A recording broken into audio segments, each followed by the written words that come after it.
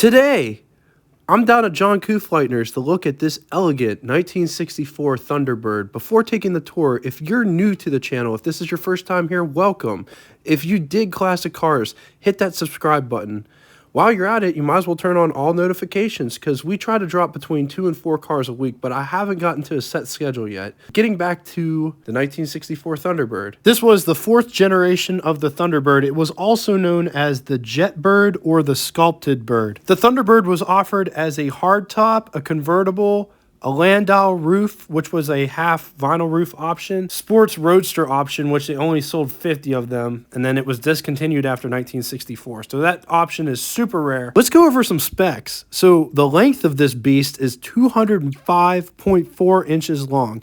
It's 77.1 inches wide, 52.5 inches tall. It's riding on a 113.2 inch wheelbase.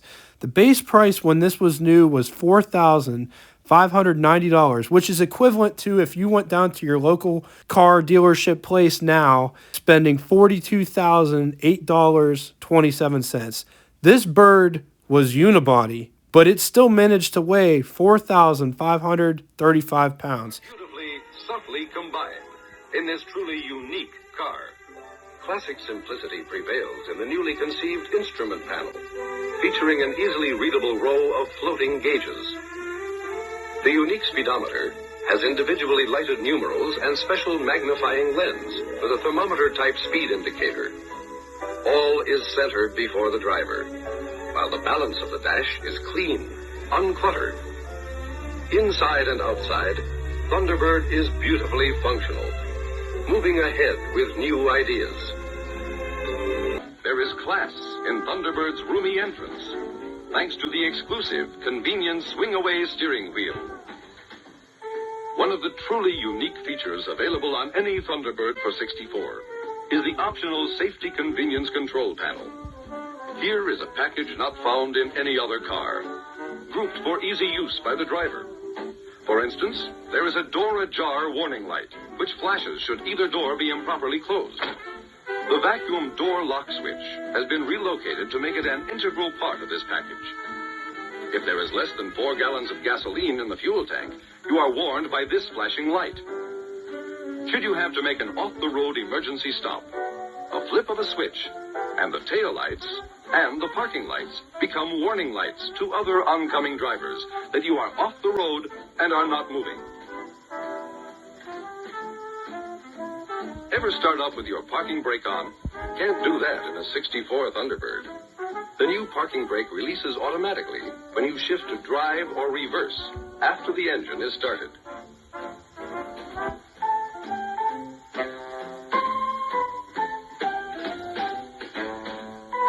Smart new fender top turn signals are neatly styled, easy to see in traffic.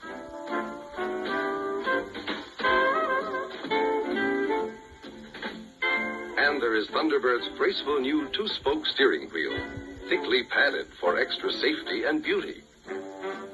Hit the road, and you will really enjoy it. So as you could already probably tell, this generation of Thunderbird took a totally different approach than the previous generation. The previous generation was called the Bullet Bird.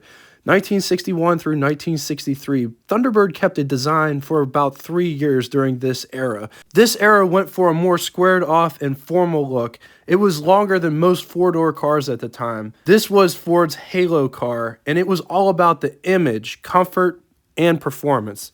Automotive critics back in the day criticized the Ford Thunderbird for having a wallowing ride on its soft sprung suspension and had a lot of body lean when going into a corner. But despite the criticisms, Ford sold 92,465 Thunderbirds in 1964, which was a 50% increase over the 1963 Thunderbird sales. Back in the day, the Thunderbird competed with the Buick Riviera and the Pontiac Grand Prix, which the critics said that those cars were more roadable than the Thunderbird. So just going over a couple noteworthy features, not everything. These Thunderbirds rode on 15-inch wheels. They had self-adjusting drum brakes, alternator. Convertibles used a similar system to the 1957 through 1959 Skyliners.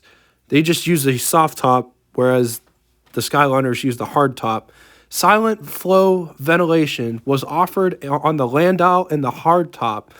Air flowed through the cowl vent in the front, and the idea was to push clean air through the cabin, and the air would exhaust through a vent in the rear. Reclining passenger seat with a headrest that slid out, which was a really cool feature. Power steering, power brakes came standard on the Thunderbird. We're going to get inside and take the whole tour, but I just want to show you a couple things before we do. Notice how wide this door is. My hand is a good 7-8 inches long. That is incredible how far or how thick these doors are. Just the body trim. As we open it, you can see how thick it actually is. Just take a look at this door panel. Look at how elegant it looks. Lights down here, carpet down here. It's like a vinyl material here. This is like a veneer wood. It's not real, but it looks really classy. The door opens quite a ways. This is a remote control for the mirror, and when you, if I was to move it, it doesn't operate like a normal remote mirror. It's really cool. Check this door handle out. Look how big it is. This is for the window, of course, the vent window.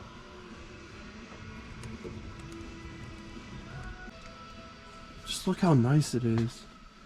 Notice how the rear seats curve. Like, this is all seat material. As you can see, it curves like one of those old couches. It has an armrest in the back here. Check that out. That's really cool. Speaker unit here and speakers up there. Look at the back. Look at the back glass. Look how big that is. Got lights back there. Lights on both sides. There's lots of ambient lighting in this car.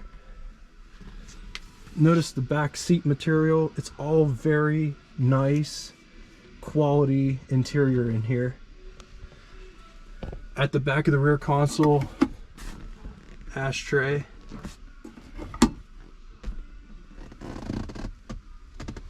Those lights on the bottom of the doors shine down here in the footwell. Interesting. We're gonna get right back in here. It's easy getting back here, and there's adequate space, and it's nice. It's nice. There's more headroom than I thought there would be, but just check it out back here. Window switch. It's nicely wood paneled here. Like I said, it feels like a veneer. It doesn't feel like a real wood. But just check out the chrome. There's chrome coming down here. Nice armrest for you to rest your arm on. A view of the dashboard from the rear seat. This interior looks incredible. So much chrome in this car. Like, there's chrome all over the backs of the seats that only the rear passengers will ever see. And I like the fact that you could just push them forward. There's no locking lever. It's getting out of the back easy. Also, this is all chrome plated. Notice how the trim goes up around the seats. These seats are super comfortable too, which I can't convey. I can tell you that they're comfortable. So comfortable. All right, getting back inside to the front seat now. The wooden trim inside came with the landau roof package. Just check out this dashboard. The speedometer sits in the background, and there's 4 pods that kind of stick out from left to right. Oil, fuel, temperature, amp meter. Moving to the right, just below the dash pad in the center, wipers and the washer. In the center of that, the clock, and off to the right-hand side, left air, right air.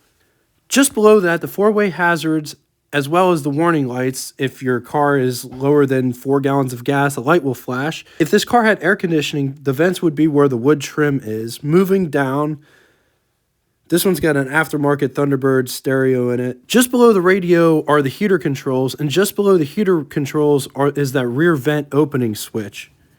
This red strip in the middle here It's actually a seatbelt warning light. If anybody in the back or the side doesn't have their seatbelt on, this will glow red. You could just push it to shut it off. Door locks and unlocks, as well as all 4 window switches in the center. This generation of Thunderbird came with a console as opposed to a glove box. It doesn't have both. Hidden ashtray. That looks really cool. This is the lighter, of course. I love this interior. I'm a huge fan of this interior. Moving up to the sun visors, there's no courtesy mirror or light, but just check out how thin they are. They're super thin. They're not wide, I should say. They're very, very thin. There's a metal catch to catch them. And this is what I mean by old cars have distinctive sounds. When you push it in, it clicks in. This has a daytime, nighttime mirror, which is a pretty big deal because, you know, it's a 60s car. Just check out what it's like to look over that long hood. This is an awesome car. Because there's a console here, they did away with the glove box. There's no glove box over here, so this almost seems like wasted space. Nice Thunderbird script over there, though. On the passenger side door, there isn't a remote mirror, so you have to do that manually on the outside of the car. All right, I'm sitting in the driver's seat. There's lots more space in this one than there was in the 50. Not the 58, but we did a 1961 not too long ago. This steering wheel is not nearly as big. Bring you in here closer so you can see what you're dealing with. The steering wheel is not in my crotch. See, I can put my hand here and it doesn't. But man, I love this steering wheel. It's nice. Once again, I don't think it's real wood, but it's so thin and it's hard to convey what holding a thin steering wheel is like. You can actually put your whole hand around it and not feel like you're trying to hold on. You're just controlling it. There's something elegant about it. Notice how small everything is. It's a 2-spoke steering wheel, but it's just gorgeous. For your turn signals, this is the turn signal stock. Just check out when you turn the turn signals on, there's these little turn signal indicators. They're not in the dashboard, they're actually up here on the hood. So when you're trying to turn, these little indicators will glow. There's one on each side, which is really cool, and the turn signals are actually down in here.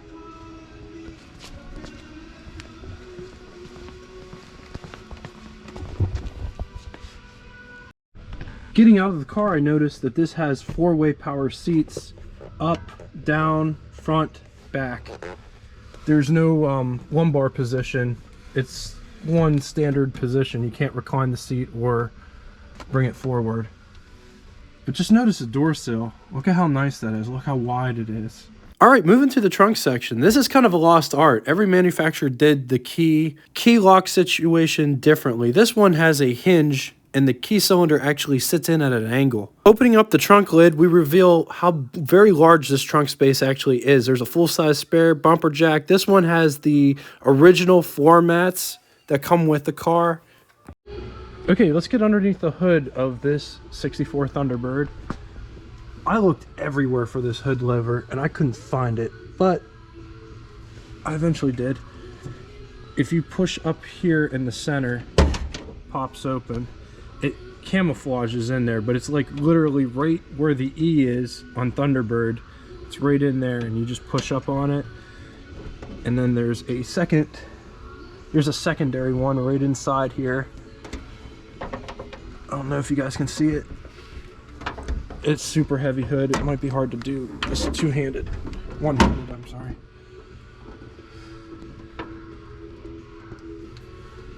This one's got a 390 in it. Notice the battery is underneath the hood. This is where you put your radiator antifreeze. Even though the radiator sits underneath this cover, you put the antifreeze in here. And I guess the thought process was so you didn't get burnt or, I don't know, got your hands cut off by the fan. I'm not exactly sure why they put it there. In the comment section below if you know.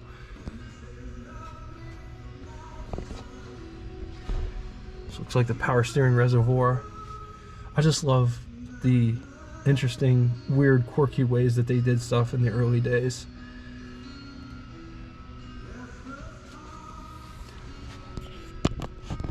So check that out. It's a single master cylinder reservoir, but it's got power brake booster behind it. There is a little bag here, and you might be wondering what that is. That is where your windshield washer fluid goes. It says right there on the bag. That's what I mean. I just love how each company did things a little differently. One more side note, before we get on to the pros and cons, 64 Thunderbird was the only Thunderbird out of this group to spell Thunderbird on the hood. The 65 and 66 had a bird logo. Okay, on to the pros and cons. Pros, still affordable, nice interior, smooth, floaty ride. Cons, the 1964 year didn't have some features intended for the 4th generation Thunderbird. For instance, 65 models had front disc brakes as standard, as well as sequential rear taillights. The 390, 300 horsepower Cruise-O-Matic was the only engine available in 1964, whereas in 65 and 66 you could get an optional 427 or the 428. C6 automatic transmission became an option as well. Handling in the corners with excessive body lean, as well as the engine could be thirsty.